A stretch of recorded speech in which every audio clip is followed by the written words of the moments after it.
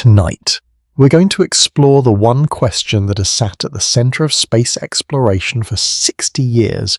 Why haven't we gone to Mars yet right now? There are rovers on the Martian surface, driving across ancient riverbeds, drilling into rock, sending data home every day. We know what the soil is made of. We know where the water ice is buried. We know the weather, the geology, the chemistry, and yet no human being has ever stood on it, not even close. Most people assume the answer is simple. Money or political will or just a matter of time. But when you actually look at what's standing between us and Mars, the picture is far more complex than that.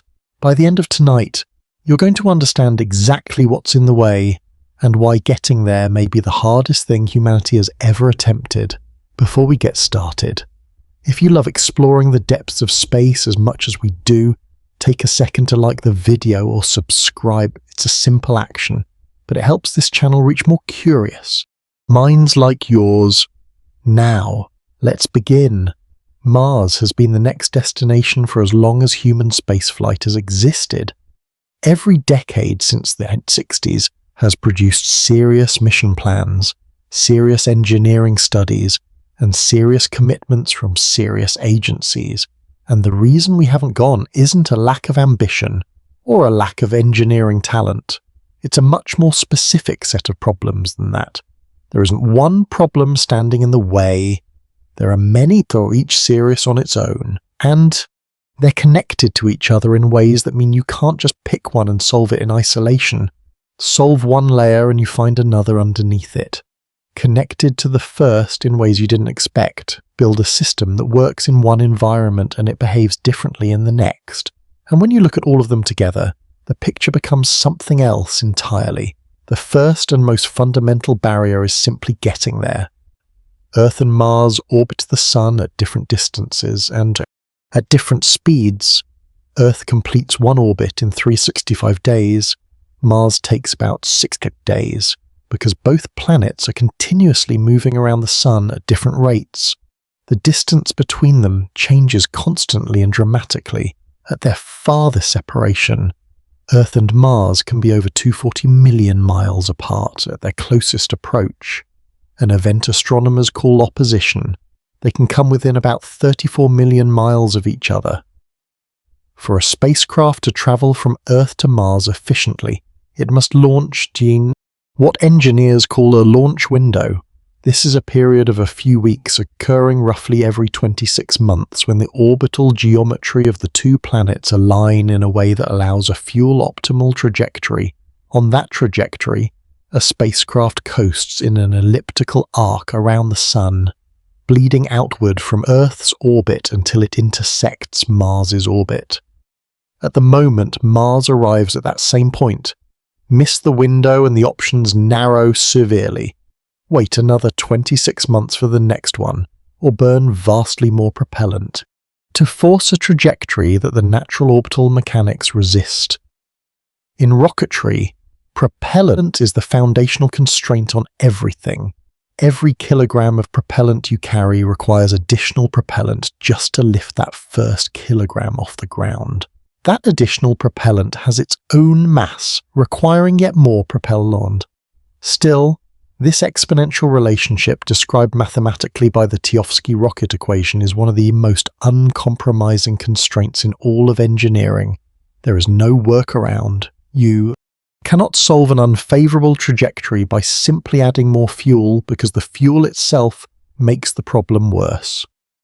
On the most fuel-efficient trajectory, the home and transfer orbit, the journey from Earth to Mars takes between 6 and 9 months.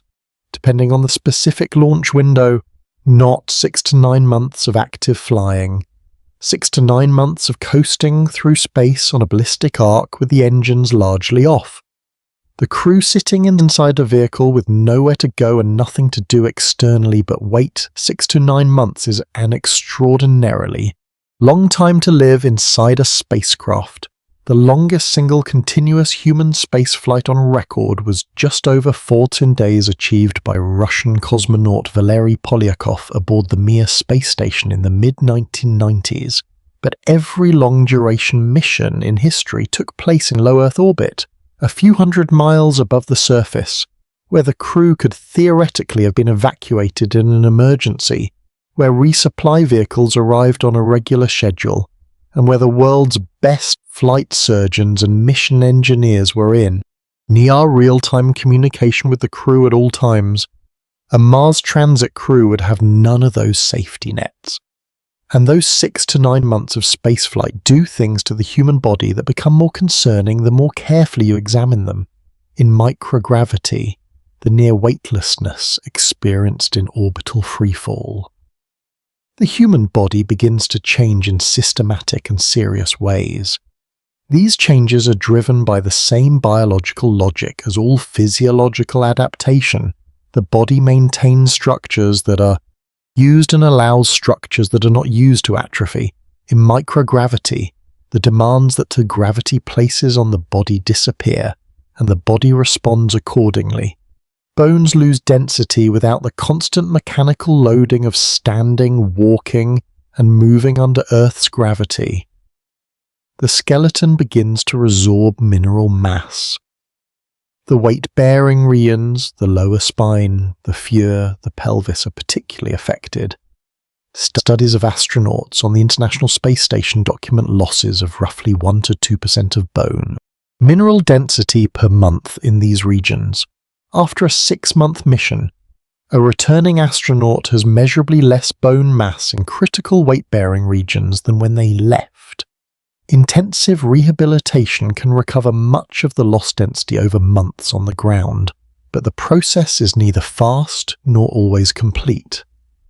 For a Mars crew, the significance of bone density loss extends beyond walking and basic mobility. It matters for the physical stresses of entry, descent, and landing, which imposes deceleration forces on the crew's bodies. It matters for the daily physical labor of operating a Mars base in a pressure suit. A crew member arriving at Mars after 9 months of microgravity transit is physiologically compromised in one of the most mechanically demanding phases of the entire mission. Muscle atrophy parallels, bone loss. Without constant gravitational loading, the skeletal muscles that maintain posture and support movement, the legs, the lower back, the core, shrink measurably over weeks and months. International Space Station crew members spend approximately 2 hours per day following rigorous exercise protocols specifically designed to slow this atrophy. Even with this extensive countermeasure program, measurable muscle loss occurs. The cardiovascular system reorganizes in microgravity in ways that have consequences upon return to a gravitational environment. On Earth, the heart must continuously pump blood upward against gravity to maintain cerebral perfusion, and the venous system in the lower limbs works actively against gravitational pooling to return blood toward the heart.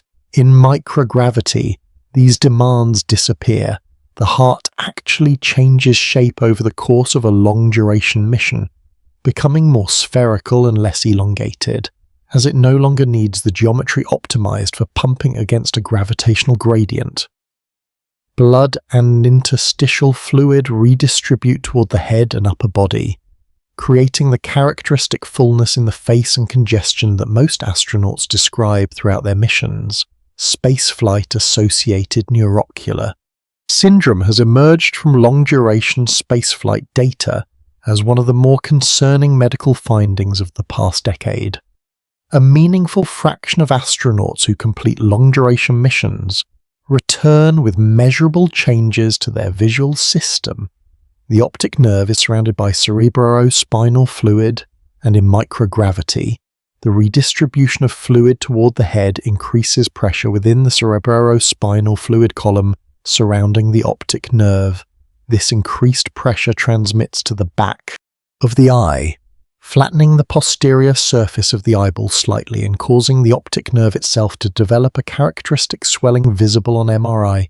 Some astronauts have returned from missions requiring corrective lenses that they did not need before. For a Mars crew, any degradation of vision is not acceptable.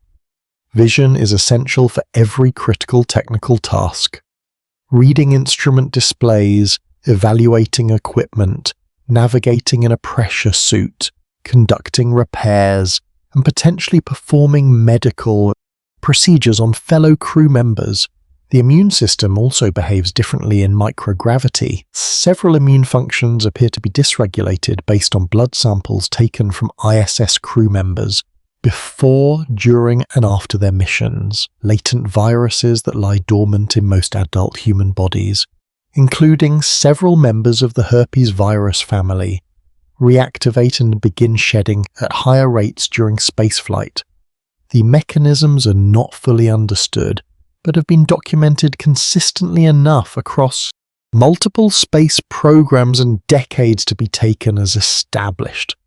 All of this physiological change accumulates during transit before the crew has even landed. When they arrive, the radiation environment becomes the most immediate and difficult challenge. The space between Earth and Mars is not empty in any radiation sense. It is continuously traversed by two categories of radiation that present different problems and require different mitigation strategies. The first is solar energetic particles. The sun periodically erupts in events called solar flares or coronal mass ejections, explosive releases of magnetized plasma and high-energy charged particles into the solar system. These events produce intense bursts of highly energetic protons that travel outward at a significant fraction of the speed of light. For a spacecraft crew outside of Earth's protective magnetic field, a major solar energetic particle event can deliver radiation doses sufficient to cause acute radiation sickness within hours. A very large event without adequate shielding could deliver doses sufficient to cause severe illness and potentially be lethal. Solar energetic particle events are partially predictable. Monitoring networks can detect the precursors and provide warnings on timescales of tens of minutes to a few hours, but they are not reliably forecasted days in advance, with the confidence needed to plan mission activities around them. The second category is galactic cosmic rays. These are high-energy atomic nuclei. Some of them bear protons, many of them heavier ions, including iron, silicon, calcium, and other elements that originate outside the solar system. They are produced by the extreme environments of supernova, neutron stars, and other violent astrophysical processes distributed throughout the galaxy and beyond. Galactic cosmic rays carry so much kinetic energy that they penetrate almost any material used for conventional radiation shielding. More problematically, as they pass through shielding material, they collide with atomic nuclei and produce cascades of secondary particles, neutrons, pions, and other radiation products that add to the total dose rather than reducing it, unless the shielding is thick enough to stop those secondary products as well. The mass of material required to substantially reduce galactic cosmic ray exposure is so large that no currently conceivable spacecraft could carry it. The Curiosity rover carried an instrument called the Radiation Assessment Detector, specifically to characterize the radiation environment. Human crew would encounter. The transit data from that instrument is the most detailed record available of what an interplanetary crew would actually experience. The transit dose alone, approximately 250 to 300 millisieverts for a one-way trip, approaches or equals the career radiation exposure limit that NASA has historically set for its astronauts. NASA's career radiation limit is currently set at 350 millis for the demographic group with the highest allowed limit. A complete Mars mission, transit out, surface stay, and transit, back would expose crew members to total doses that substantially exceed these limits under most realistic mission architectures. The health implications include an elevated lifetime cancer risk that is significant in absolute terms, but cancer risk is not the only concern. Research conducted since the Curiosity transit data became available has identified a separate and distinct category of biological damage caused by the high-energy heavy ions in galactic cosmic rays. These particles, iron and other heavy nuclei traveling at relativistic speeds, deposit their energy in biological tissue differently from conventional gamma rays or X-rays. When they pass through neural tissue, they can cause structural damage to neurons and their connections that is qualitatively different from the diffuse DNA damage that drives cancer risk. Studies using ground-based particle accelerators to expose animal subjects to simulated galactic cosmic ray particles have documented measurable impairments in spatial navigation, cognitive flexibility and memory consolidation in the exposed animals. The animals were not simply sick, they were cognitively changed in specific measurable ways. The significance of these findings for human Mars crews is a subject of active scientific investigation. What is clear is that the neurological risk from galactic cosmic ray exposure is now taken seriously enough to appear prominently in the medical risk calculus for Mars missions. Mitigation exists and is being developed. Habitats built underground or covered, with meters of Martian regolith dramatically reduce both categories of radiation exposure for crew members when they are inside, at sufficient depth, several meters of soil coverage. The combined radiation level inside a habitat can be reduced to near-Earth equivalent levels. Mars's lava tubes are a potentially transformative resource for this purpose. These are underground tunnels formed when ancient Martian volcanism sent lava flowing through conduits beneath a solidifying surface crust. When the eruption ended and the lava drained away, the solidified outer shell remained, leaving a hollow tunnel of rock. Orbital radar and imagery data has identified numerous candidate lava tube locations on Mars, with some estimates suggesting individual tubes could be hundreds of meters in diameter and many kilometers in length. A pressurized habitat inside a Martian lava tube would be shielded from radiation by meters of surrounding rock, thermally buffered from the extreme surface temperature swings and structurally protected from micrometeority impacts, but we do not currently know whether any specific Martian lava tube is structurally intact, accessible from the surface, or free of chemical or physical hazards that would complicate habitation. Finding out requires missions specifically designed to survey and access them, missions that have not yet been planned, let alone executed. The landing problem is, in engineering terms, one of the most clearly defined and genuinely difficult challenges in the entire Mars colonization effort. Mars has an atmosphere which provides an opportunity for aerobreeing using aerodynamic drag to slow a spacecraft during entry rather than burning all the deceleration propellant. Every successful Mars lander and rover has used this principle for the mass range of small robotic payloads, 1 metric ton and below. This approach has been refined over decades into a reliable capability. But the Martian atmosphere is also so thin that aerobraying and parachutes alone cannot decelerate heavy payloads to safe landing speeds. The parachutes used for the Curiosity and Perseverance rovers operated near the limits of their capability to decelerate 1 metric ton payloads. A crewed Mars spacecraft would be a fundamentally different scale of payload, carrying a habitat, full life support, food and consumables for the surface stay, return propellant manufacturing equipment, medical supplies, and the crew themselves. The total mass would be on the order of 20 to 40 metric tons or more, depending on the architecture. No existing entry, descent, and landing system has come close to demonstrating the capability to land this mass on Mars. Propulsive landing using the spacecraft's own rocket engines to decelerate all the way to touchdown is the approach most seriously considered for crewed Mars missions. SpaceX's Starship architecture is designed entirely around this concept, using the vehicle's Raptor engines to slow a fully loaded ship from hypersonic entry speed to a controlled touchdown. The physics of propulsive landing is not in question. The engineering to make it reliable, autonomous, and functional in the Martian atmosphere after a 9-month transit for a payload mass that has never been attempted is a genuinely unsolved development challenge. The sequence from orbital speed to a safe landing on the surface takes approximately 7 minutes. This is the phase that engineers refer to informally as the 7 minutes of terror. Not because they are being dramatic, but because during those 7 minutes, the entire sequence executes and the crew can do nothing to help and ground control to intervene, which brings us to a constraint that governs every aspect of Mars operations. Communication delay. Radio signals travel at the speed of light, at the distances between Earth and Mars.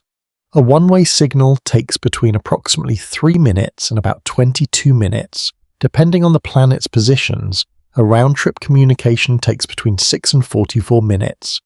During the 7-minute landing sequence, Earth has no ability to intervene in any way. The landing sequence begins, executes, and completes before ground.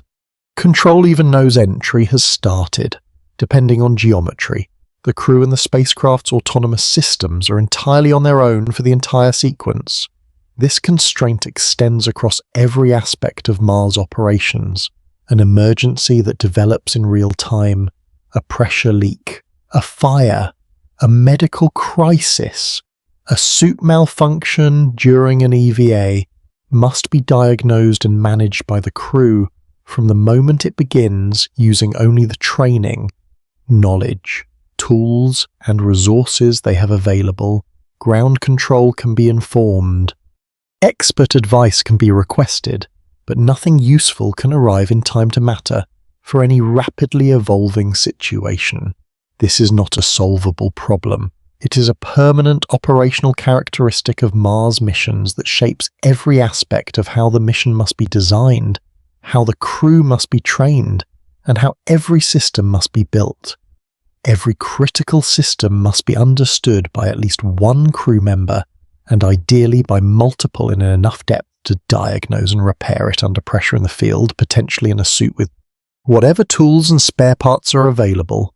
The degree of autonomous capability required of a Mars crew vastly exceeds anything that has been required of any previous crewed mission. The consumables challenge is the baseline constraint that everything else must be built around. A human being needs approximately 2 libs of food per day to meet caloric and nutritional requirements. They need approximately 2 libs of oxygen per day to breathe. They require several gallons of water per day for drinking. Food preparation and essential hygiene for a crew of 4 on a 500-day surface stay. These baseline requirements add up to over 16,000 pounds of food alone, with proportional quantities of oxygen and water. Every kilogram delivered to the Martian surface represents an enormous expenditure of energy and resources. Supplying a permanent Mars colony with consumables from Earth is not economically or logistically viable at the scale required for real permanence. The colony must produce what it needs from what is available on Mars itself. In situ resource utilization is therefore not a desirable enhancement to a Mars colonization architecture. It is a hard prerequisite. Without the ability to produce oxygen, water, food, and propellant from Martian resources, there is no path to a permanent human presence. There is only a series of extremely expensive temporary expeditions. The resources exist in principle. The Martian atmosphere at 95% carbon dioxide provides the feedstock for the Sabatier reaction, a catalytic chemical process that combines carbon dioxide with hydrogen to produce methane and water vapor. Methane is an excellent rocket propellant and is the fuel used in SpaceX's Raptor engines, specifically because of its suitability for Mars in situ production. The water vapor produced can be captured and then electrolytically split by electrical current into hydrogen and oxygen. The hydrogen recycles back into the Sabatier reactor. The oxygen is breathable. This process chain was partially validated on the Martian surface by the MOXIE instrument aboard the Perseverance rover, which demonstrated oxygen production from the Martian atmosphere Through electrochemical reduction of carbon dioxide, MOXIE operated successfully across multiple test runs over more than a year of surface operations. That's the genuine milestone. But MOXIE produced oxygen at approximately 6 to 10 Gdn per hour. A crew of 4 requires roughly 1 kg of oxygen per hour continuously just for breathing cooling. MOXIE is processed by a factor of approximately 100 while making it reliable enough to operate without maintenance for years in the Martian environment is the engineering challenge that separates a successful demonstration from an operational system. Hydrogen presents a supply challenge. The Sabatier process requires hydrogen as a feedstock, and hydrogen is not abundant in the Martian atmosphere. The primary potential source is water ice mixed into the subsurface soil at mid-latitude sites. Orbital instruments, including ground-penetrating radar and neutron spectrometers, have identified extensive subsurface water ice deposits across a wide range of latitudes. Extracting this ice requires drilling or excavating to the depth where it occurs, bringing it to the surface, melting it, and then electrolyzing it to separate hydrogen and oxygen. Each step requires specialized equipment and a reliable energy supply. Power is the foundational resource underlying all other challenges. Life support, oxygen production, water extraction and processing, habitat heating and cooling, communications. Food production, lighting and medical equipment all require continuous electrical power. Without reliable continuous power, everything else fails. Solar power is the simplest initial option and has been used on every Mars surface mission to date, but the limitations are real and serious. Mars receives approximately 40% of the solar energy that Earth receives at similar orientations due to its greater distance from the Sun. Dust accumulates on panel surfaces continuously, and because the dust is electrostatically charged and there is no rain to wash it away, the accumulation is persistent during global dust storms. Solar energy reaching the surface falls to a fraction of its normal level for weeks to months. The Opportunity rover's ultimate fate illustrates the vulnerability of solar power in the Martian dust environment. After nearly 15 years of remarkably extended operation, Opportunity was finally silenced by the global dust storm of 2018, which lasted long enough to completely deplete its batteries before sufficient sunlight could recharge them. For a crude habitat whose life support systems cannot pause, this represents an unacceptable single point of failure. Nuclear fish power is the answer that emerges from honest engineering analysis. A compact fish reactor provides consistent, reliable power regardless of sunlight, dust accumulation, season, or any other environmental variable. Its output depends only on its fuel load and its operational status. NASA's Kilo Power reactor using Stirling technology, the Krusty system successfully demonstrated its design concept in a ground-based nuclear test in 2018. The system operates at approximately 10 km. The technology is real and the path to deployment in a space environment is being actively developed. But deploying nuclear reactors to another planet involves regulatory frameworks, safety protocols, and development steps that extend well beyond the ground test. Scaling from 10 cow to the hundreds of cows that a crude base would require, and eventually to the megawatt a growing colony would need, represents a substantial engineering program that has not been completed. Food production confronts challenges that deserve more attention than they typically receive. Martian regolith cannot be used directly for agriculture. It lacks the organic matter, the nitrogen cycle biology, and the microbial diversity of Earth agricultural soil, and its perchlorate content would directly poison most crop plants at the concentrations in which perchlorates occur. Before any direct soil agriculture is possible, either the perchlorates must be removed, An energy-intensive process, or the regolith, must be heavily amended with organic material and nutrients over many growth cycles.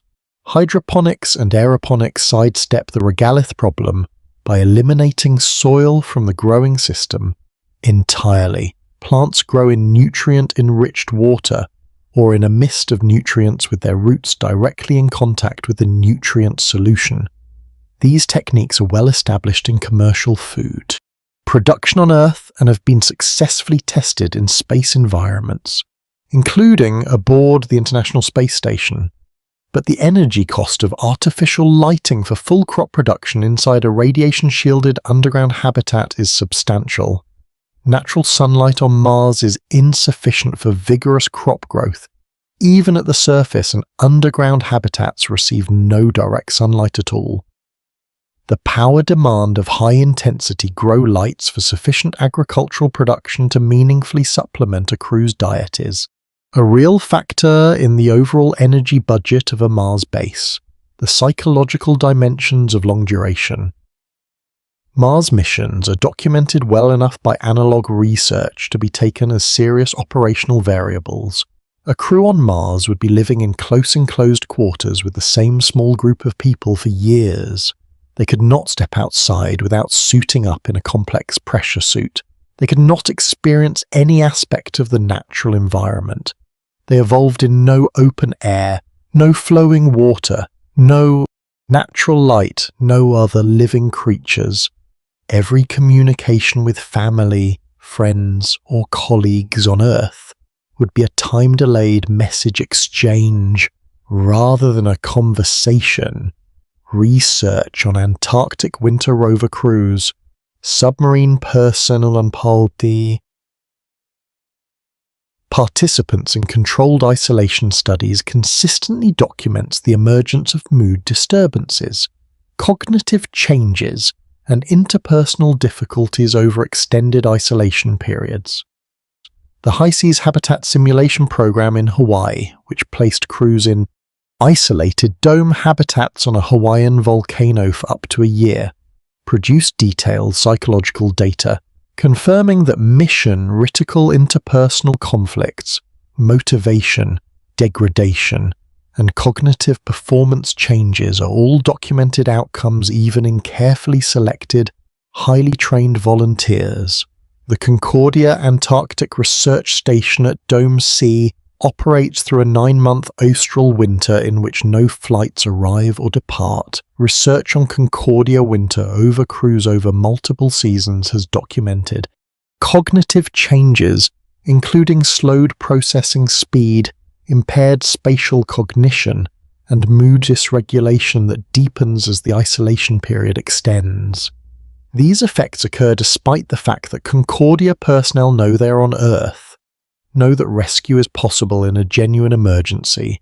A Mars crew would face a longer confinement, a smaller crew, and the constant background awareness of life, critical personal responsibility, the knowledge that inattention to a suit seal or an oxygen system reading could end everything. Crew selection for Mars missions will be one of the most demanding selection processes ever designed. Technical competence is necessary but insufficient. Psychological resilience, genuine interpersonal compatibility across long durations under stress, and the specific kind of practical calm that allows someone to make good decisions during emergencies.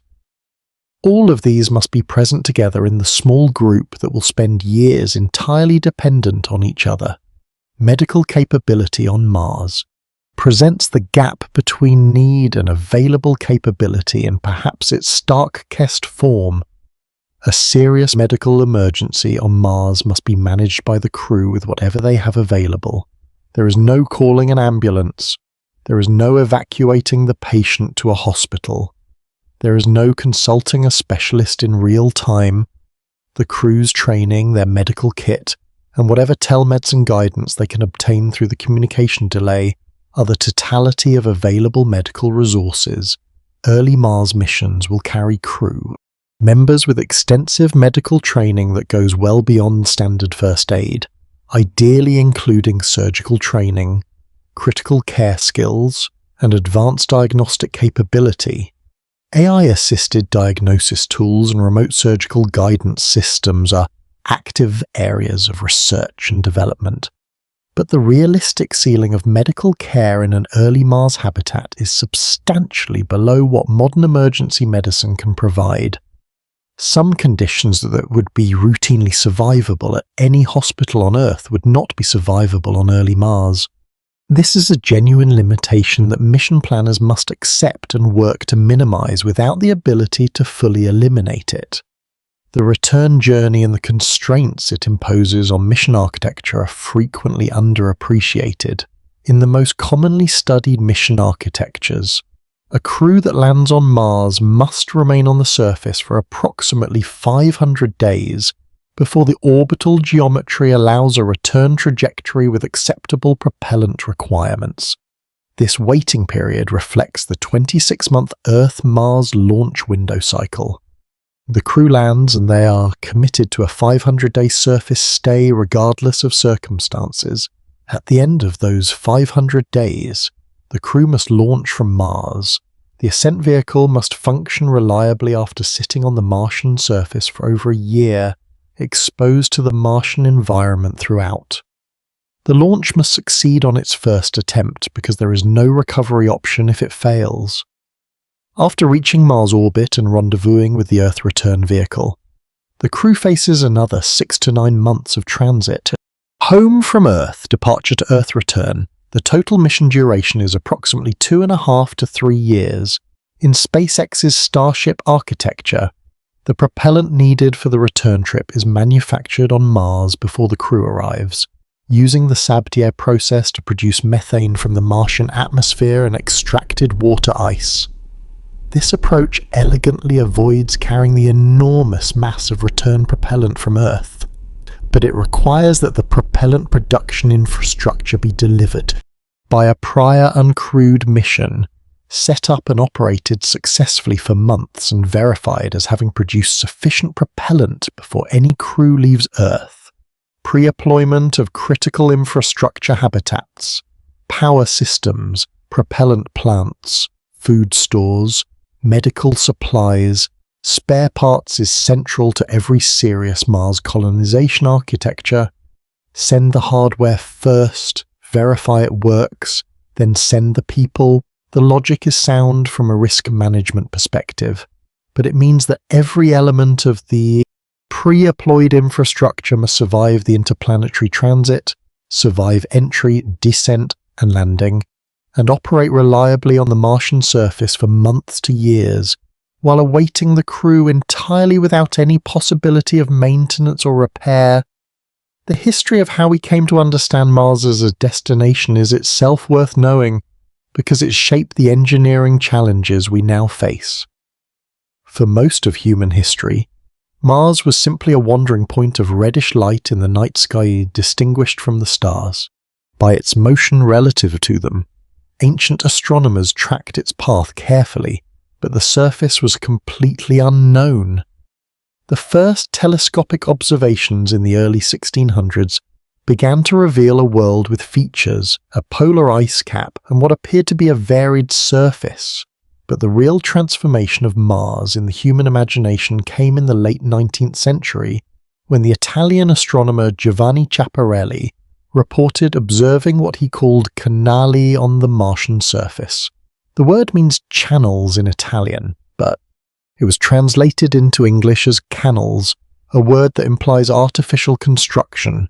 The American astronomer Purcell Lell seized on this observation and built an entire theory of Martian civilization around it, arguing that the canals were an irrigation system built by a dying Martian civilization to transport water from the polar ice caps to the equatorial deserts.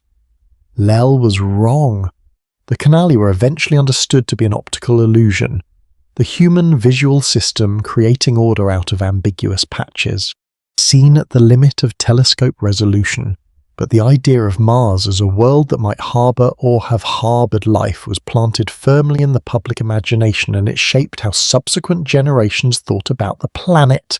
By the mid-20th century, when rockets capable of reaching other planets were being developed. Mars was the obvious target for first interplanetary exploration beyond the Moon. The Mariner missions of the 1960s produced the first close-up images of the Martian surface.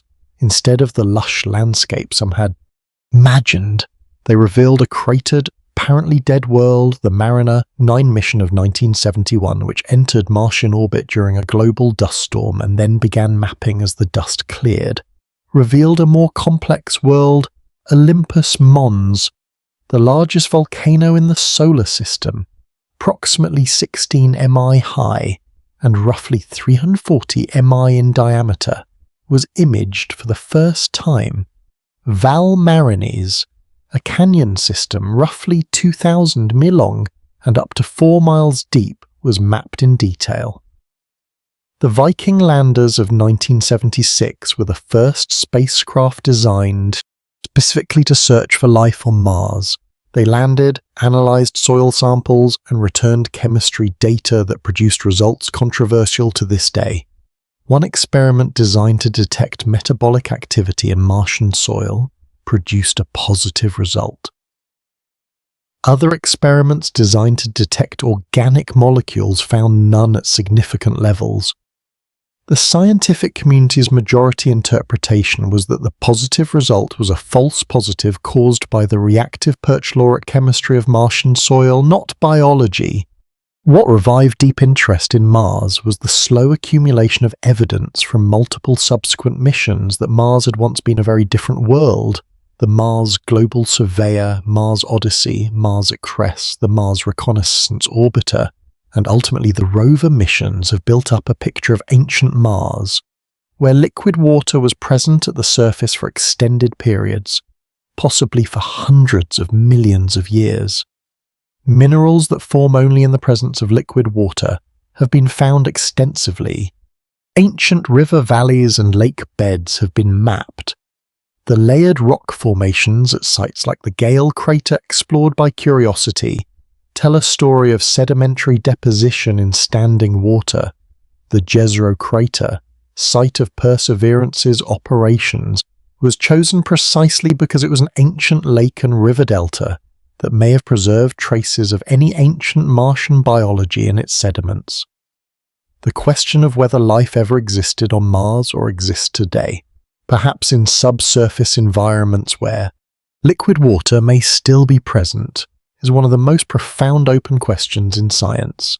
It is directly relevant to Mars colonization because any life-bearing environment on Mars is simultaneously the most scientifically precious location on the planet and potentially the most hazardous for colonization from a biological cross-contamination perspective. The suit technology challenge is one that rarely gets the attention it deserves, but anyone who has looked closely at the operational requirements of a Mars surface mission understands that the pressure suit is not a peripheral piece of equipment. It is the most critical single piece of hardware that a crew member depends on every time they leave the habitat. An EVA suit for Mars must maintain an internal pressure high enough to keep the wearer alive despite the near vacuum outside. The suit itself is essentially a wearable spacecraft, a sealed pressure vessel enclosing the human body. Every joint must allow movement without leaking. Every seal must hold against the pressure differential. The gloves in particular represent an engineering challenge because they must allow enough manual dexterity to perform detailed mechanical work while also maintaining the pressure integrity of the suit system. Current spacesuit gloves are the subject of consistent complaints from astronauts working in them. They are stiff, fatiguing to use, and limit fine motor control compared to bare hands. For Mars surface operations that require detailed equipment manipulation, this limitation has real operational consequences. The suit must provide adequate thermal insulation and regulation across temperature swings of nearly 100 degrees C, around 180 degrees F over the course of a W single day. It must protect against UV and particle radiation. The Martian surface ultraviolet environment is intense. far more so than at Earth's surface because Mars has no ozone layer equivalent to absorb UV radiation, and the suit must manage the Perch-Laureate dust problem, Martian dust that adheres to the outside of a suit during EVA must not enter the habitat when the crew member returns. Airlocks and decontamination procedures must be designed to prevent dust from being tracked inside, and the suit itself must be maintained in a way that prevents perchlorate contamination from accumulating in critical areas.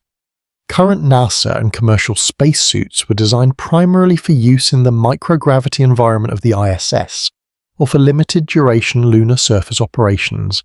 Developing a suit that meets Mars's specific requirements for sustained daily use in a dusty radiation-exposed thermally extreme environment over years is a significant development program in its own right.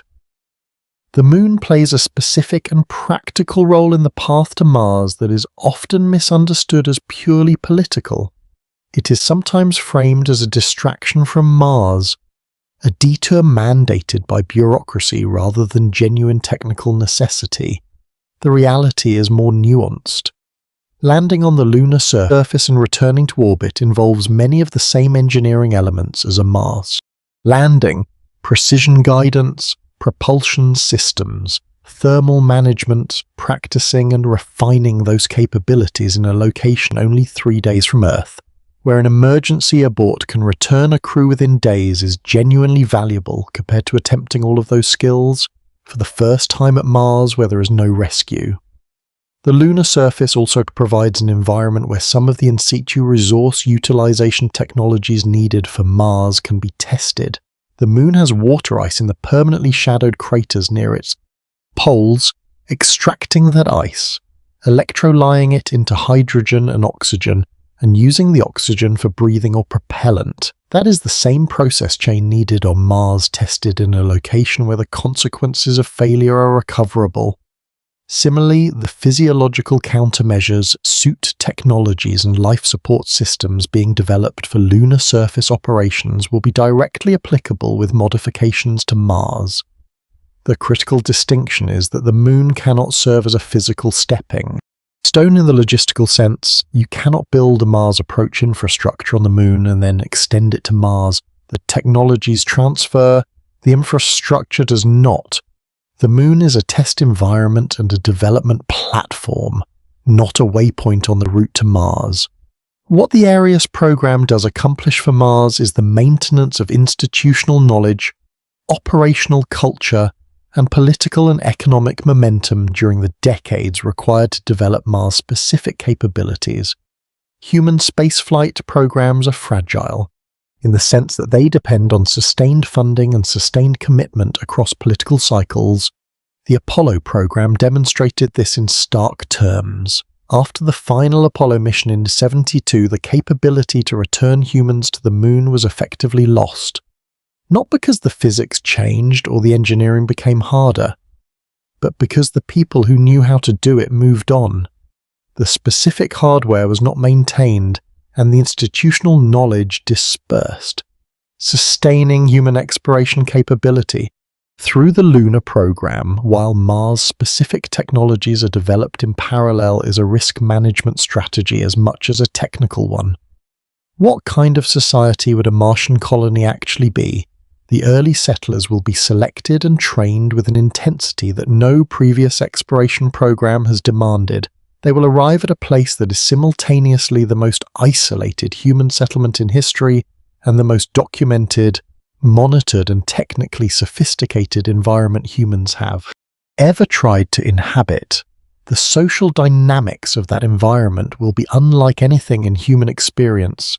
Small groups of highly capable, highly stressed people living in forced proximity, sharing every moment of every day, dependent on each other in an immediately life-critical sense. The social structures that work in that environment are not the same social structures that work in a city of millions. They're closer to the social dynamics of a ship's crew or a surgical team. Small, high-stakes, interdependent groups where individual behavior has immediate and serious consequences for everyone else. What happens when those groups grow? When a settlement of 6 becomes a community of 60, then 600, then 6,000, what governance structures emerge? What social norms develop? What conflicts arise? And how are they resolved when the parties cannot simply walk away from each other? These questions will not be answered by any Earth government or any space agency before the fact. They will be answered by the people who are actually there in the actual conditions over the actual decades of settlement growth. These settlers of early Mars will be, in a very real sense, the founders of something genuinely new. Not just a colony, not just an outpost, but the beginning of a human presence that could over centuries and generations become something as distinct from its Earth origins as any civilization in history has been distinct from the cultures that preceded it. A world where going outside requires a suit, where every resource is scarce and carefully tracked, where the survival of the group depends on the cooperation of every individual, where the stars are visible in a sky that never turns the deep blue of an Earth afternoon. That world will shape the people who live in it and the societies they form in ways we cannot fully predict. The terraforming question sits at the far horizon of Mars colonization discussions, and it is worth examining honestly rather than dismissing or romanticizing. Terraforming Mars means transforming it into a planet with a breathable atmosphere, liquid water at the surface, and temperatures compatible with unprotected human habitation. If it could be achieved, it would eliminate the most fundamental barriers to large-scale settlement: the physics of terraforming. Mars is understood at a basic level. Mars does have frozen carbon dioxide at its polar caps and possibly in the soil. Warming the planet enough to vaporize that frozen carbon dioxide would thicken the atmosphere. More atmosphere means more greenhouse warming, which melts more ice, which thickens the atmosphere further. The proposals for initiating this warming have included placing large mirrors in Martian orbit to focus additional sunlight onto the polar caps, introducing powerful greenhouse gases into the Martian atmosphere, and redirecting volatile rich comets or asteroids to impact Mars and deliver gases and water. The problem is not that these ideas are physically impossible in principle. The problem is that the energy and mass involved are staggering and the timescales even under. Optimistic assumptions are on the order of thousands to tens of thousands of years for meaningful surface transformation. And there is the fundamental obstacle of Mars's lack of a magnetic field. Any atmosphere substantially thickened by terraforming would gradually be stripped away by the solar wind on geological timescales, because the same solar wind stripping mechanism that removed Mars's original thick atmosphere would still be operating. Some researchers have proposed placing an artificial magnetic dipole at the Mars-Sun gravitational balance point to deflect enough of the solar wind to allow a thickened atmosphere to persist. A study presented at a NASA conference in 2017 modelled this concept and suggested it was physically feasible in principle. But physically feasible in principle and practically achievable in any near-term or even medium-term sense are very different things. Terraforming, even under the most optimistic assumptions, is a project measured in centuries at minimum and more realistically in thousands of years. It is not a solution to the challenges of colonization in this century or the next. It is a context for thinking about the very long arc of humanity's possible relationship with Mars, not a near-term engineering program. The competitive landscape of Mars exploration has changed dramatically in the past decade, and that change matters for how quickly the engineering problems get solved. For most of the space age, Mars exploration was a domain of government agencies, NASA, in the United States. The Soviet space program and later the European Space Agency and others, the scale of ambition was large, but the pace was constrained by the government budget cycles, shifting political priorities, and the conservative risk tolerance appropriate to programs where failure means not just lost hardware, but political damage and the end of careers. SpaceX changed this dynamic in a fundamental way, not just through the development of Starship, although Starship is the most consequential development in Mars mission architecture in decades, but through the demonstration that a private company operating with a tolerance for rapid iteration and acceptable failure in testing that no government program could sustain politically could develop launch vehicles and operational capabilities at a pace that the government programs could not match. The Falcon 9 rocket, which now accounts for a majority of all orbital launches worldwide, was developed and iterated faster than comparable government-led programs, the reusable booster landings, which looked impossible to many aerospace engineers when they were first announced as a goal, became routine within years of first success. This iterative failure-tolerant development philosophy is being applied to Starship, which is the vehicle most seriously designed around Mars colonization as a primary mission. Starship is not designed for Mars in the same way that the Saturn V was designed for the Moon, as a vehicle for a series of flag-planting expeditions. It is designed for the economics of large-scale repeated cargo delivery to Mars with full reusability as the foundational assumption. The mass it can deliver to Mars, estimated at 100 metric tons to low Earth orbit in a fully reusable configuration, is of a completely different order from any previous or currently operational launch vehicle. If it works as designed and is produced in the numbers that SpaceX's plans envision, the per kilogram cost of delivering payload to Mars would fall dramatically compared to any historical benchmark. That cost reduction is what makes the economics of large-scale colonization at least theoretically tractable in a way that it was not with previous launch vehicles. China's Tianwen-1 mission, which successfully placed both an orbiter and a rover on Mars in 2021, demonstrated that China has developed a genuine and independent Mars capability.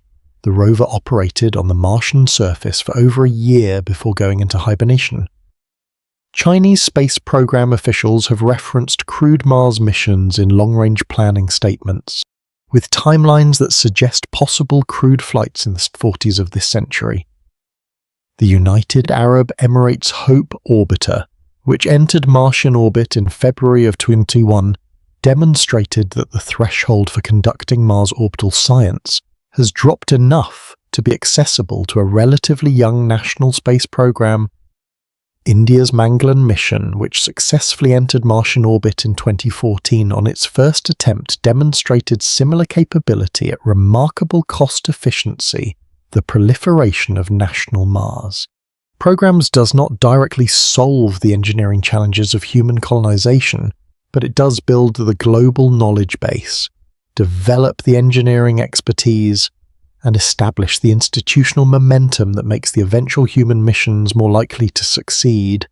Every orbiter that maps the Martian surface in greater detail, every lander that characterizes a potential landing site, every mission that advances our understanding of the Martian atmosphere, subsurface, and radiation environment makes the eventual human missions safer and better planned. The international dimension also raises questions about cooperation and competition that will shape who goes to Mars and on what terms. The Artemis Accords represent one model, a framework of norms and commitments that participating nations sign up to, establishing a common set of principles for how space exploration should be conducted. An alternative model in which major spacefaring powers pursue Mars independently and potentially competitively raises different questions about duplication of effort, risk of conflict over prime landing sites or resources, and the overall pace of development. The history of Antarctic scientific cooperation, where nations with territorial claims set them aside to establish a collaborative scientific presence under the Antarctic Treaty, is sometimes cited as a model for what international Mars governance could look like. The analogy is imperfect, but instructive. What the Antarctic Treaty required was political will to prioritize scientific access and environmental protection over territorial competition, that political will took years to develop and has been maintained through sustained diplomatic effort for decades. Building comparable political will for Mars across a more complex geopolitical landscape involving both state and private actors, and with higher economic stakes, is a diplomatic and policy challenge that exists in parallel to all the engineering challenges. The suit technology question connects to a broader challenge that is easy to underestimate: the sheer duration and intensity of physical work that Mars surface operations require on the International Space Station. EVA's extravehicular activities, the formal term for working outside the vehicle, in a suit, are carefully planned events, limited in number, supported by teams of specialists on the ground, and conducted in a microgravity environment where the astronaut floats rather than walks. A Mars surface mission is something entirely different. Crew members will be conducting EVAs regularly to set up equipment to maintain systems to conduct geological fieldwork to inspect and repair infrastructure. They will be walking in 1/3 Earth gravity, which is enough to make movement feel natural compared to microgravity, but still enough gravity to make every step in a stiff, pressurized suit a physical effort. They will be doing this for hours at a time. They will be doing it day after day. And they will be doing it in a suit that must protect them against pressure, temperature, radiation, and chemical contamination simultaneously while still allowing enough mobility to do useful work. The development of Mars-optimized suits is an active area of research. The Z-series suits developed by NASA in the 2010s aimed at greater mobility and ease of dawning and dowing compared to the extravehicular mobility unit suits used on the ISS. The XMU suit developed for the Aramis Lunar Surface program represents further progress, but neither of these is optimized for Mars. The combination of gravitational environment, dust chemistry, temperature range, and operational duration that Mars demands has not yet driven a dedicated suit design program to completion. The suit that the first Mars crew wears does not yet exist. Building it, testing it, validating it for years of Martian surface operations. That is a development program measured in years of focused engineering work. The habitat design problem also deserves more specificity than it typically receives. The habitat must be pressurized to a level that keeps the crew alive and comfortable. Full Earth level atmospheric pressure is the conservative approach. It requires no physiological adaptation, allows normal equipment design, and eliminates the decompression concerns that come with operating at reduced pressure. But full atmospheric pressure requires more robust structural design because the pressure differential between inside and outside is larger. Roughly 1 atmosphere of overpressure on every surface of groups, the habitat. Some mission architectures have proposed operating at reduced pressure, perhaps 1/3 to 1/2 of Earth's sea level, pressure, but with a higher fraction of oxygen to reduce structural mass requirements. This reduces the mass of the habitat structure at the cost of increased fire risk from the higher oxygen fractions and at the cost of the crew needing to adapt physiologically to the lower pressure. The habitat must be thermally insulated against the Martian thermal environment. The walls must hold heat against outside temperatures that can reach 80 C around 12 F at night, while also managing the heat generated by the crew and equipment and power systems inside. The habitat must be radiation shielded for long-term residents.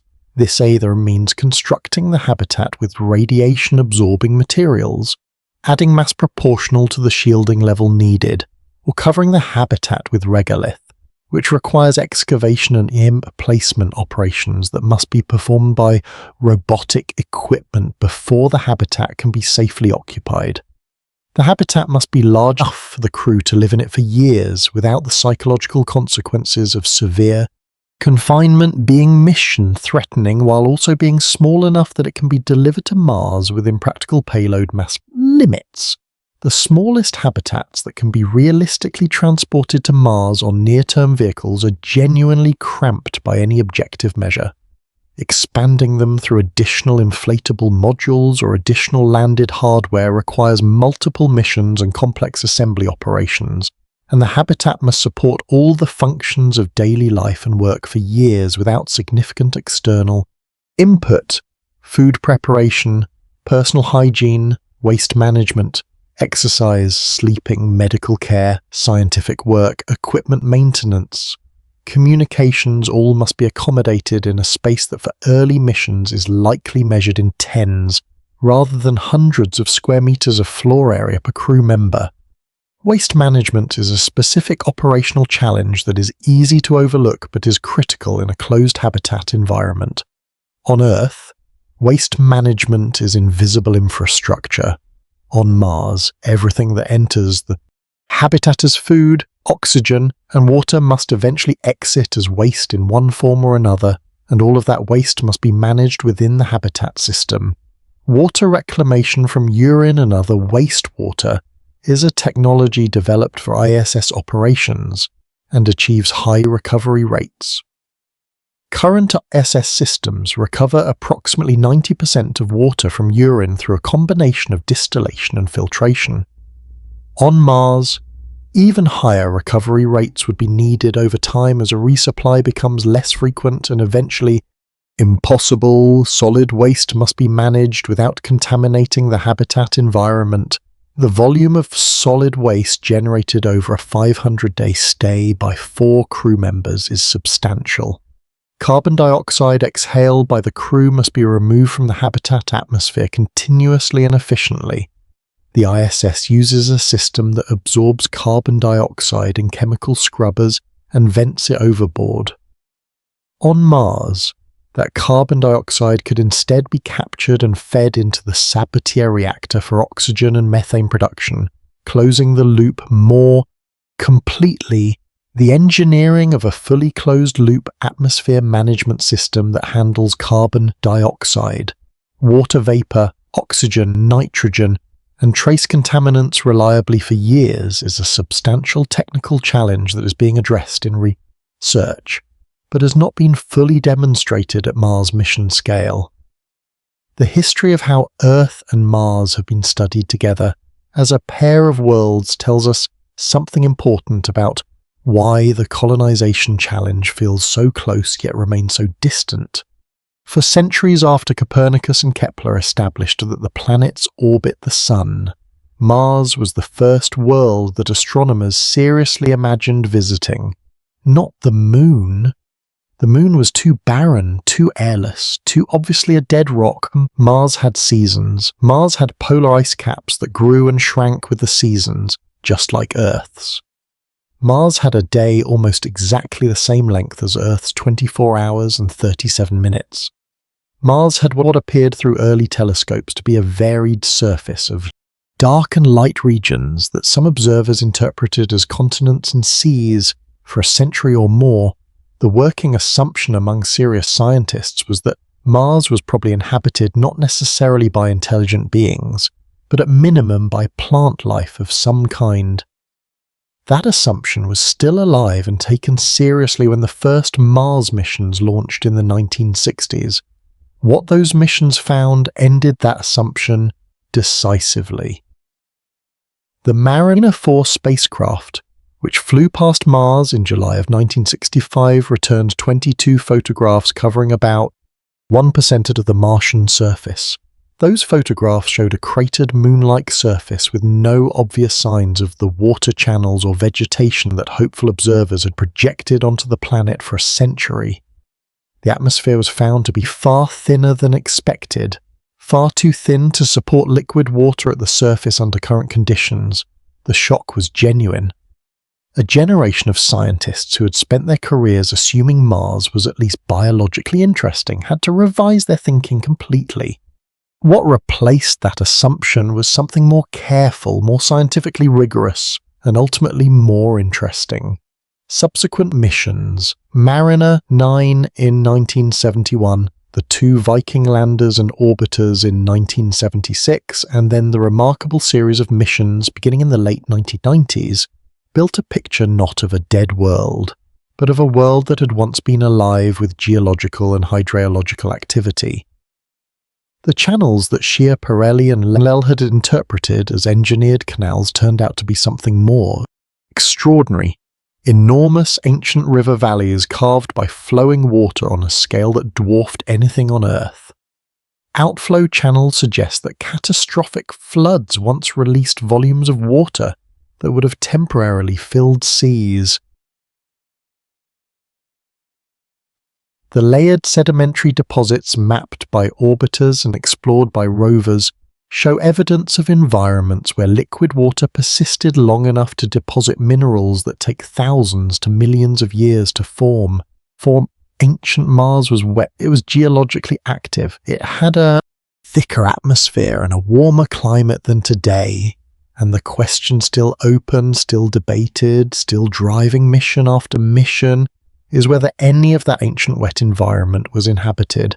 The Mars Sample Return Mission, which aims to bring Perseverance's cached samples back to Earth for direct laboratory analysis, is designed precisely to look for the biosignatures that rover instruments cannot detect with confidence. Traces of ancient life, if they exist in the Jezero crater, sediments would transform not just Mars science but the entire human understanding of life in the universe. They would also transform the ethical landscape of Mars colonization. And that transformation of the ethical landscape is worth sitting with for a moment. If Mars contains or contained life of any kind, the decision to colonize it carries a moral weight that does not apply to a definitively lifeless planet. Not because Martian microbes have rights in any legal sense, but because the scientific and philosophical significance of extraterrestrial life, even microbial, even ancient, is so profound that destroying or contaminating the evidence before it can be fully studied would be an irreversible loss to human knowledge. Planetary protection protocols are designed to manage this risk, for robotic missions, for crewed missions. The problem is categorically harder. Human beings cannot be sterilized.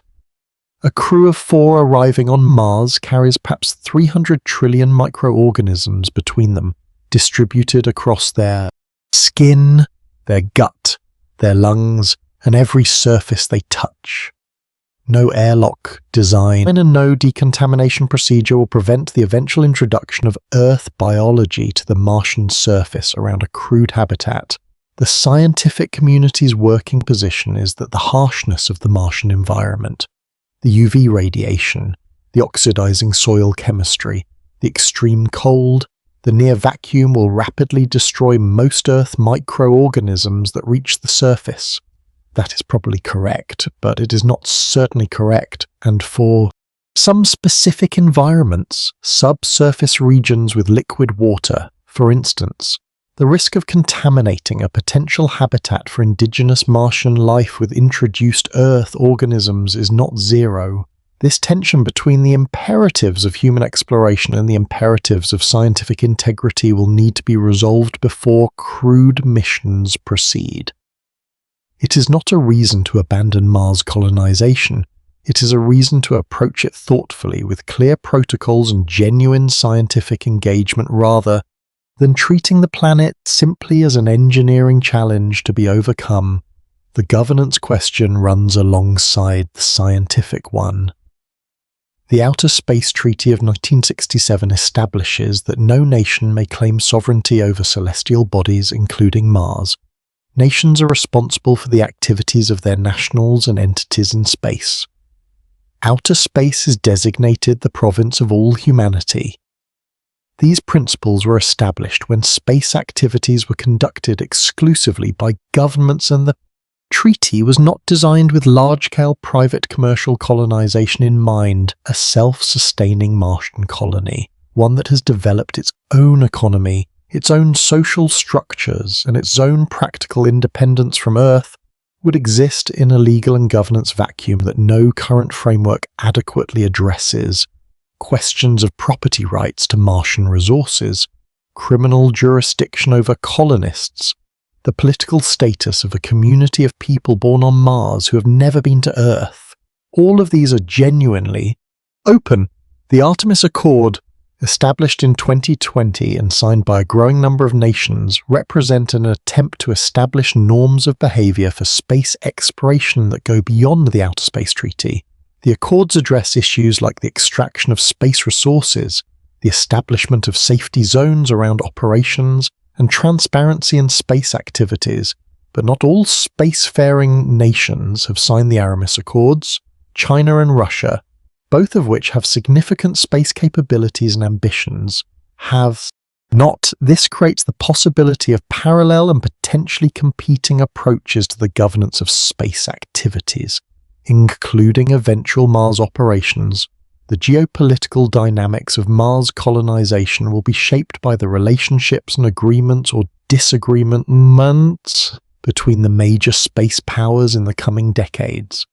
What kind of society actually emerges on Mars will depend not just on who goes first, but on what agreements exist before anyone goes and what precedents the first mission set the decisions made now about governance frameworks, about planetary protection standards, about who has access to Mars, and on what terms will be inherited by the people who actually live there. The economic dimensions of Mars colonization are often raised as both a challenge and an eventual driver of sustainability, and they deserve honest examination. The near-term economic case for Mars colonization is not compelling in the conventional sense. There is no near-term resource on Mars whose value is high enough to justify the cost of extraction and transport back to Earth. The cost of building and maintaining a Mars settlement will be staggering for decades before any possibility of economic self-sufficiency exists. This is not a dismissal of the long-term economic potential of Mars. A planet-sized body with diverse minology, a carbon dioxide atmosphere suitable for chemical industry feedstocks, and the potential for nuclear fusion fuel from helium-3 is potentially significant over very long time scales. But the time horizon for economic return from Mars investment is so long that conventional commercial logic does not directly apply to the initial phases.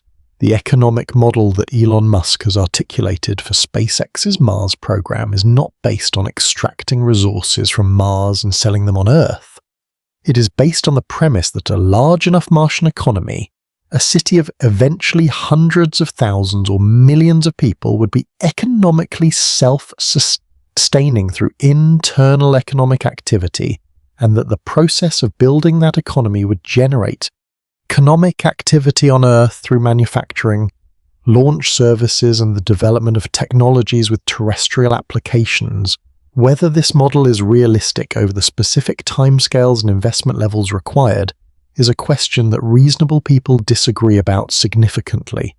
What is less debatable is that the early phases of Mars colonization will require sustained investment that is not justified by near-term economic return.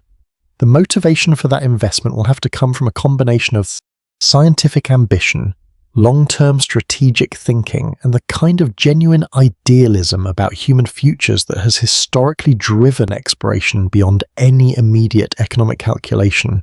The technological spin-offs from developing Mars colonization capability are real and already accumulating. Advances in life support technology, radiation shielding, efficient power systems, advanced materials, remote medical diagnosis, and long-duration human health monitoring have applications well beyond space exploration. The technologies being developed for Mars will find uses in medicine, in sustainable agriculture, in remote industrial operations, and in other domains where self-sufficient operation in challenging environments is required. The generational dimension of Mars colonization is where the story ultimately leads, and it is worth thinking through carefully. The first generation of Mars colonists will be extraordinary people, technically brilliant, physically resilient, psychologically capable of enduring conditions that test every aspect of human adaptability. They will accept risks that are genuinely serious and genuinely irreducible with current technology. They will go knowing that medicine will be inadequate for some emergencies they might face. that radiation will affect their long-term health, that years of isolation will test them in ways they cannot fully anticipate, and they will go anyway because what they are attempting is worth the risk. But the generation that follows them will be different. People born on Mars, raised on Mars, adapted to Mars's gravity and its rhythms and its challenges from infancy will be Martians in a way that their parents born on Earth, trained on Earth, shaped by Earth, are not. Their bodies will develop under gravity, roughly 38% of Earth's.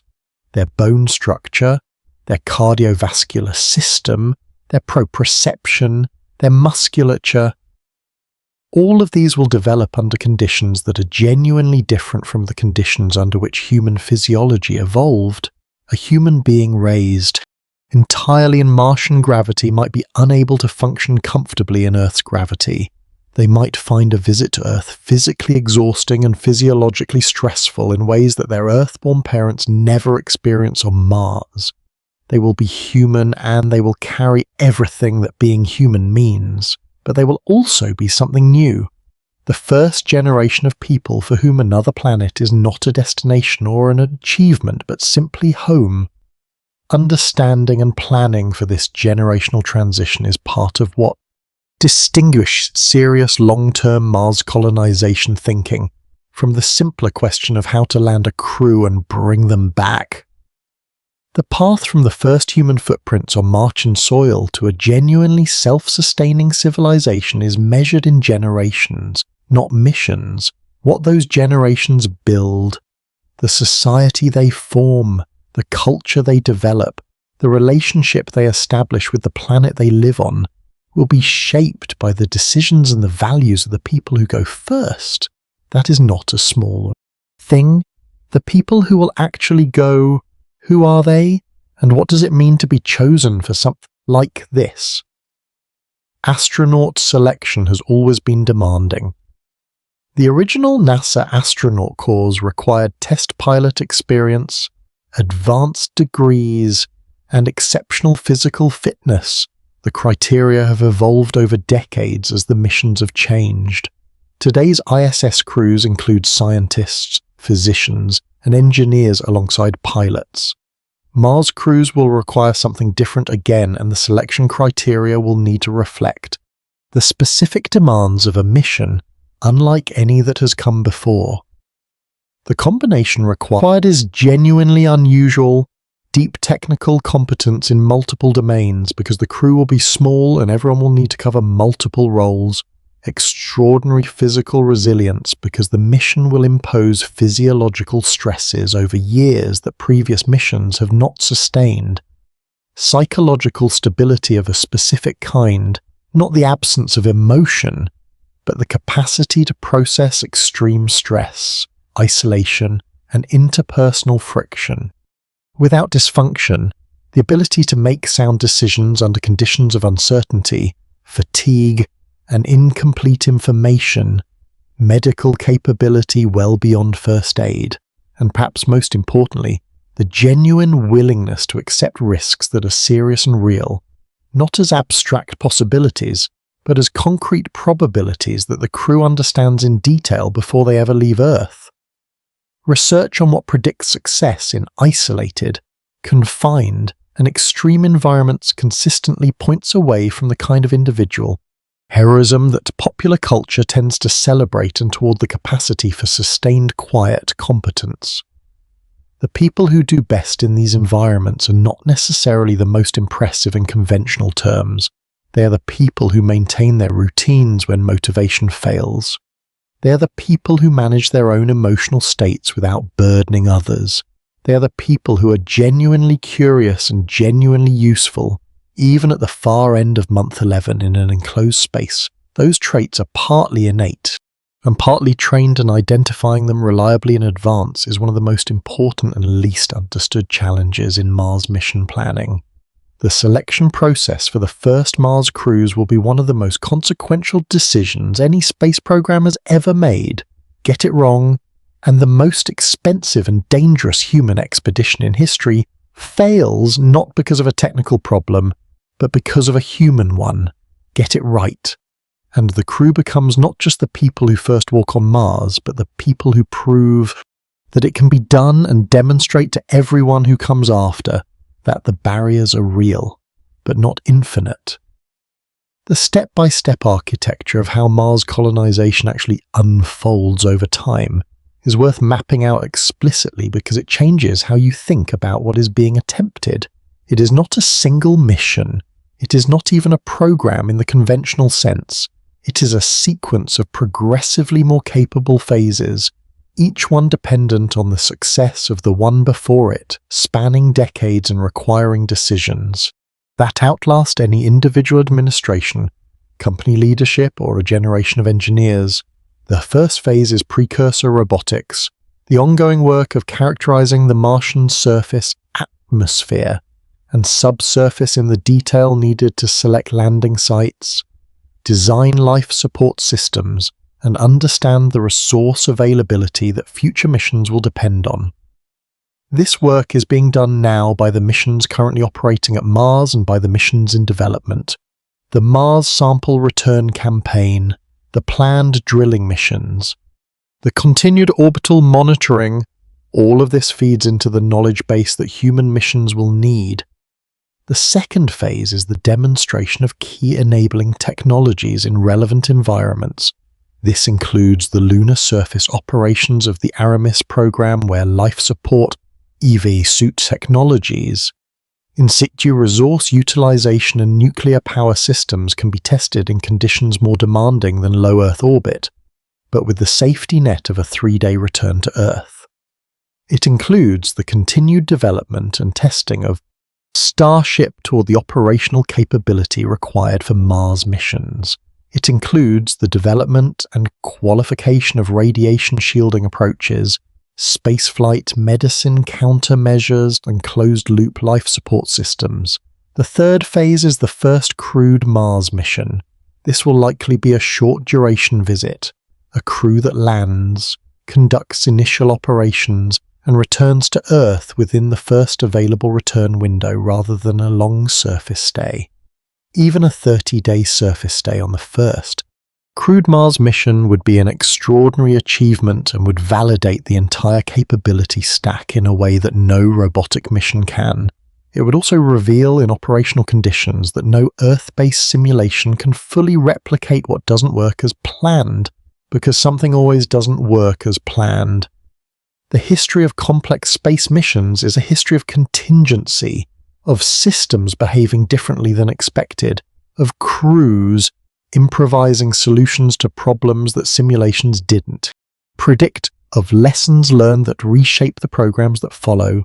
The first crewed Mars mission will teach the engineers who designed the second more than all the Mars simulations on Earth combined. The fourth phase is the build-up of a permanent base, successive missions that add infrastructure, expand habitation capacity, develop in situ resource production, and build the operational capability needed for progressively longer stays and eventually year-round habitation without rotation back to Earth. This phase is where the hardest long-duration challenges are actually confronted in operational conditions, the radiation management strategies, the food production systems, the psychological support structures, the medical protocols. All of these will be said are refined and sometimes found inadequate and redesigned over the course of this phase. The fifth phase, the actual transition towards self-sufficiency, is the one that most discussion of Mars colonization jumps to prematurely. It is the phase that requires not just technical solutions, but a sufficient population, sufficient manufacturing capability, and sufficient accumulated knowledge to sustain complex operations without Earth support. This phase is decades away from where we are now, possibly much more than decades, but it is the phase that makes everything else worth doing. Because what comes after it is what the optimists are actually talking about when they talk about a multiplanetary civilization. Not the first landing, not the first phase, the moment when Mars becomes a place where human beings live, not just visit permanently independently with all the complexity and richness that human civilization contains. That moment is far away, but the path to it begins with everything that is being worked on right now. The artificial gravity question deserves more attention than it typically receives because it sits at the intersection of the physiological and engineering challenges in a way that could potentially resolve the most serious medical concerns of transit if it can be made to work. The concept is straightforward. Rotate part of the spacecraft and objects inside press against the outer wall the way objects press against the floor on Earth. The faster the rotation and the larger the radius of rotation, the stronger the effective gravity. In principle, a rotating section of a spacecraft could provide something close to full Earth gravity throughout the transit, preventing or dramatically reducing the bone loss, muscle atrophy, cardiovascular changes, and fluid redistribution that accumulate over months of microgravity exposure. The physics works. The engineering is what makes it so difficult to generate something close to full Earth gravity at rotation rates slow enough that the human vestibular system can adapt without causing persistent disorientation. You need a radius of rotation somewhere around 200 to 300 meters. That is the length of 2 to 3 American football fields as a spinning ring or a pair of arms attached to your spacecraft. Nothing remotely like that has ever been built or flown in space. Building it would require either assembling it in orbit from multiple launches, a complex and expensive operation, or developing launch vehicles dramatically larger than anything currently in existence. Shorter rotation radii can produce lower effective gravity, which is better than nothing. Research suggests that even partial gravity, perhaps a quarter to a half of Earth's, might substantially reduce the physiological degradation compared to full microgravity, but shorter radii at sufficient gravity. Levels require faster rotation rates, and faster rotation rates create the Colonize effect, a disorienting sensation where movements feel subtly wrong because the direction of apparent gravity shifts depending on the direction you move. Human adaptation to rotating environments has been studied in laboratory settings and the results are mixed. Some rotation rates appear tolerable after an adaptation period. Others produce persistent nausea and disorientation that make normal work impossible. Translating laboratory tolerance data to the practical situation of a crew living and working in a rotating section for 9 months, while also conducting the mission operations, maintenance, and scientific work that a Mars transit requires remains an area of genuine uncertainty. The fact that no Mars mission architecture currently under active development includes a rotating gravity section tells you something about how the engineering trade-offs are currently being assessed, the mass, complexity, and cost of implementing artificial gravity on a near-term Mars transit. Vehicles are judged for now to outweigh the physiological benefits, particularly given that exercise countermeasures, pharmacological interventions, and other approaches to managing microgravity physiology are still being refined. This may change if the physiological data from further long-duration spaceflight studies shows that currently available countermeasures are inadequate to protect crew health over a 9-month transit. The calculus changes. At that point, artificial gravity, despite its engineering difficulty, may become not just desirable, but necessary for a crew to arrive at Mars in adequate condition to do what needs to be done. It is a problem that is not yet solved, not yet abandoned, and not yet urgent enough to have forced the engineering solution that it may eventually require.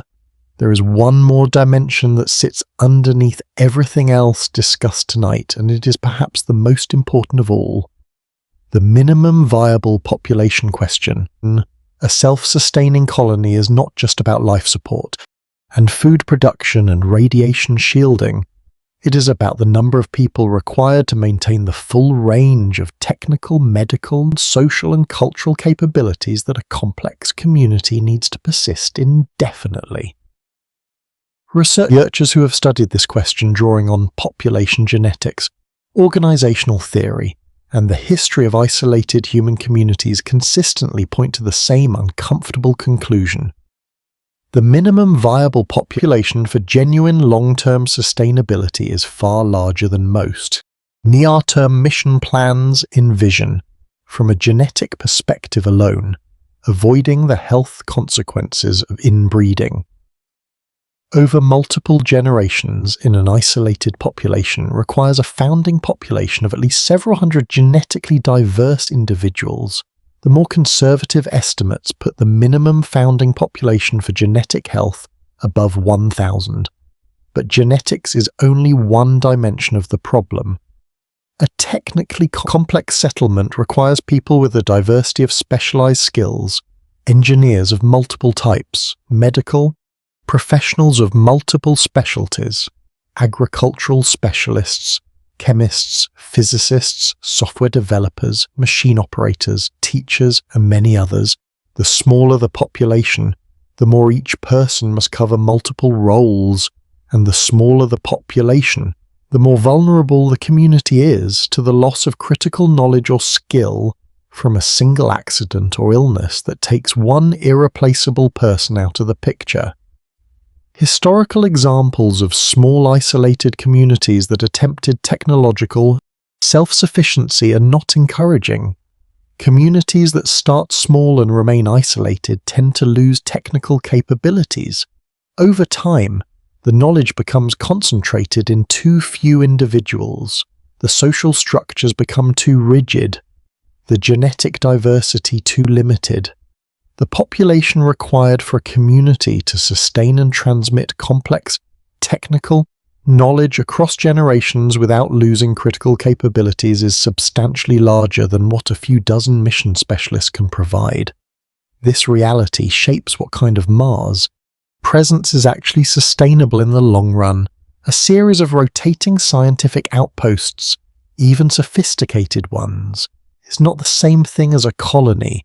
A colony requires accumulation of people, of knowledge, of infrastructure, of productive capacity over time. That accumulation requires both a large enough founding population and a sustained enough flow of new arrivals to grow toward the threshold of genuine self-sufficiency before the flow of Earth support stops. The architecture that makes this possible does not yet exist. It requires launch costs low enough to make large-scale population transport economically feasible. It requires habitat construction at a scale and pace that has not yet been demonstrated. It requires in situ manufacturing capability sufficient to reduce dependence on Earth's supply over time. And it requires the kind of sustained political and economic commitment across decades that has historically been very difficult to maintain for any single program.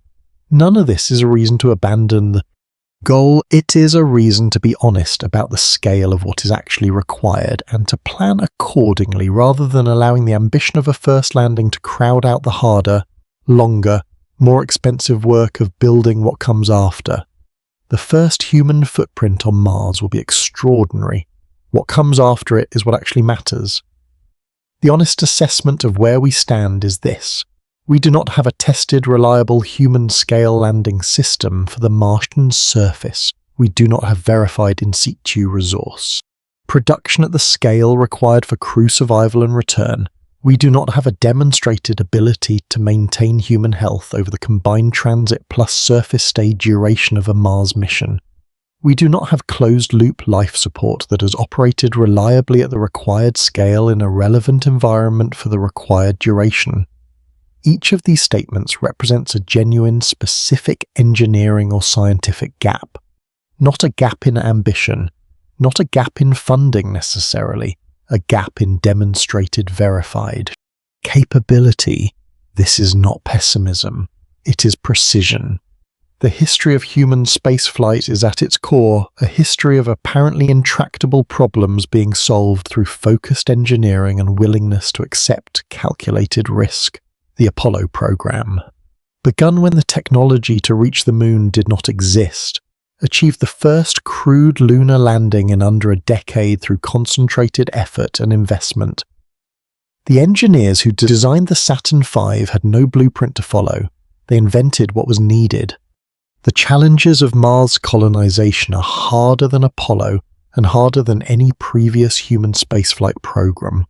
longer in duration, more distant from rescue, more demanding physiologically, and more complex in their interdependencies, but they are also being approached with more knowledge, more technology, more investment, and more engineering talent than was available at the start of any previous space program. The people working on these problems right now are serious, capable, and motivated by something larger than any individual mission. The engineers testing Starship and its landing systems, the scientists studying spaceflight physiology and developing countermeasures to bone loss and radiation damage, the researchers designing closed-loop life support that recycles water and air with progressively higher efficiency, the geologists analyzing orbital data to understand the structure and chemistry of the Martian subsurface, the nuclear engineers developing compact fish reactors for space power applications, the medical researchers designing remote, surgical assistants and AI diagnostic tools for isolated crews. Each of these threads of work is advancing. The picture they are building collectively is a picture of a problem that is extremely hard but not permanently beyond reach. What is actually preventing us from colonizing Mars is not a single obstacle that a single breakthrough would remove. It is the intersection of many specific measurable physics-constrained and biology-determined challenges that must all be solved simultaneously for a crew operating in isolation with no outside help and no margin for critical failure. That is the honest picture, and it is in its own way more extraordinary than the simplified version, because it shows clearly what we are actually attempting. Not just a difficult engineering project, not just an expensive adventure, something that has no real precedent in human history, and that will require the sustained application of human knowledge, creativity, and determination across multiple generations before it is complete. Tonight, you've seen the real shape of what stands between us and another world, the radiation that can't be fully blocked, the bones that weaken in transit, the 7 minutes where no one can help, the 500 days with no way home until the window opens, the dust that gets into everything, the power that cannot be allowed to fail, the medicine that cannot reach you in time. All of it is real, all of it is specific, and all of it is being worked on right now. If tonight changed how you think about the people building those solutions, leave a like or pass this along to someone who would find it worth knowing. The road to Mars is long, but the people walking it are real. The problems they are solving are real. The progress they are making is real. And one day someone will step onto Martian soil and look back at the pale blue dot of Earth, barely distinguishable from a star in the Martian sky, and understand in a way no human has understood before what it means to be truly far from home. Good night.